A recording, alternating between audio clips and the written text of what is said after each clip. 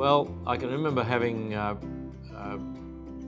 CEO of Woolworths, John Brunton, and Peter Picorni, who was the head of fruit and vegetables for New South Wales at the time, in our lunchroom, just downstairs actually, before the factory was being built. So if you can picture this, the factory was being built, the land had cost us $500,000. We'd paid a $50,000 deposit with 120 days to pay the balance, and at the time we signed the contract, I had no idea where the balance was coming from. But we'd raised the money with a partner, Ross Palmer, had come in as a financial partner, and with bank finance, we'd raised the money and the factory was being built. And we're standing in the lunchroom, and we'd air freighted some packaging over from France, and we'd made up 4 salads in this packaging, all branded Harvest Fresh Cuts. Very proud of this product. So Pamela and I and Trina Welsh had, in the kitchen of our home, had made these 4 packets. And I think it was Caesar, a coleslaw, a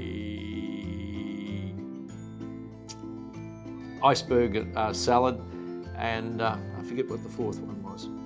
Anyway, we had these 4 packets, and I said to John Brunton, the CEO of Woolworths, so this is the brand, and this is the packaging we've got. It's very expensive packaging from France, and it's got all these qualities, and I was doing the big sell job, and he said, Rob,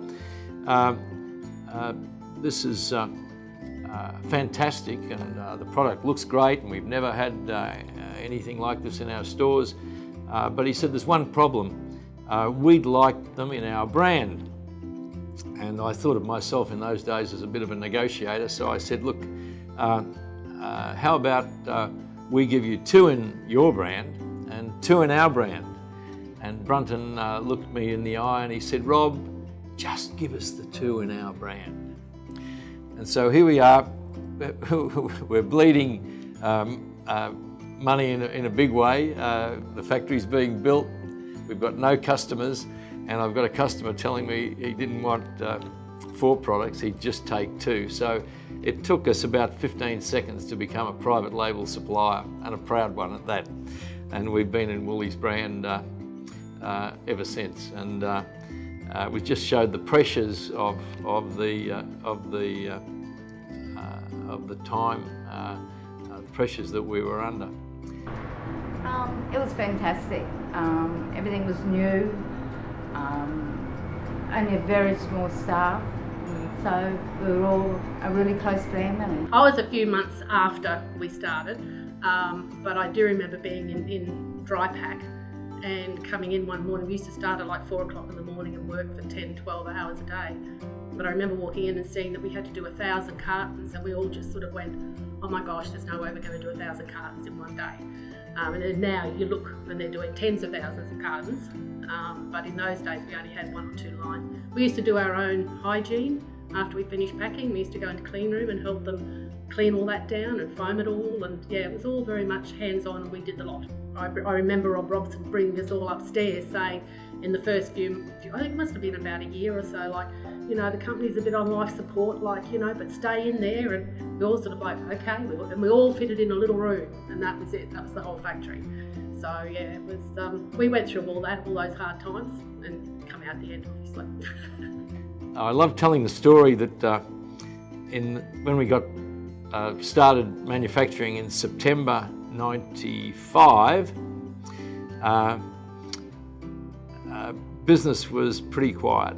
Supermarkets just didn't have the refrigeration space to put our product in.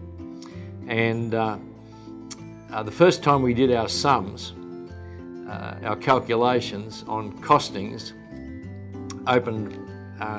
really opened our eyes up. Now, if you can imagine this, we'd come in early in the morning and it'd take about 4 hours to get the line ready to start up.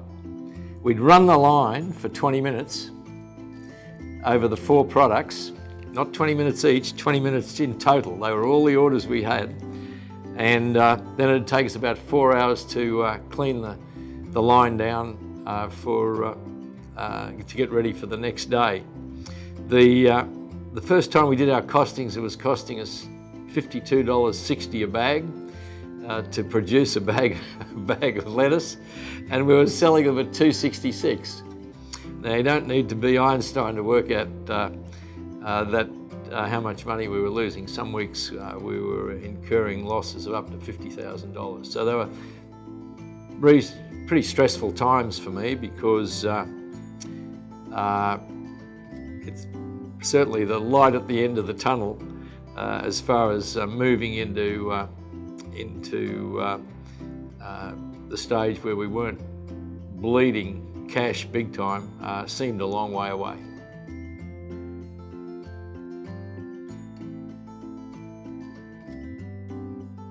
I just love the place.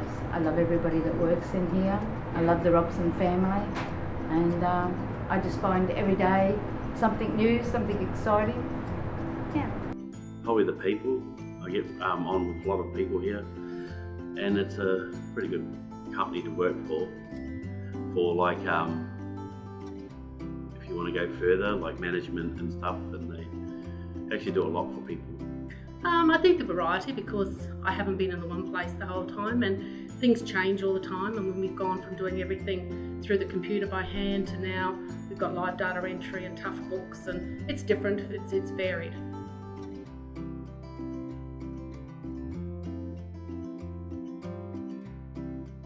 I suppose that in the early days when Rob would come down, and Sam, and over Christmas we would all be on the line and they would all be cutting lettuce. During the, I think it was the Olympics when we did the trains, Trina and those were all down there making sandwiches and putting things into boxes and all sorts of things. So it was I think it was a real team and family thing then, where you just did it. Like if they wanted you to put something in a box, you did. If you had to go to trim room, you did. And as I said, the Robson family also were in there as well, side by side, when it got to Christmas, which was a horrible time. Yeah, our first B double that came out that Christmas, that was fantastic to go to Sydney. Probably when we used to tap the Caesar bags and we had to sit on a chair like this, so we'd be under a machine. It was about 2 o'clock in the morning, and I was tapping the bags and I fell asleep for about 20 minutes. And the only way that I knew that it was funny, because tapping, and I must have fell asleep for 20 minutes. And then you get a bang on the wall from packing over these heaps of rejects, and then I'll just wake up and I went back to normal tapping my back. But yeah, that was a funny memory, but yeah, there's been a lot.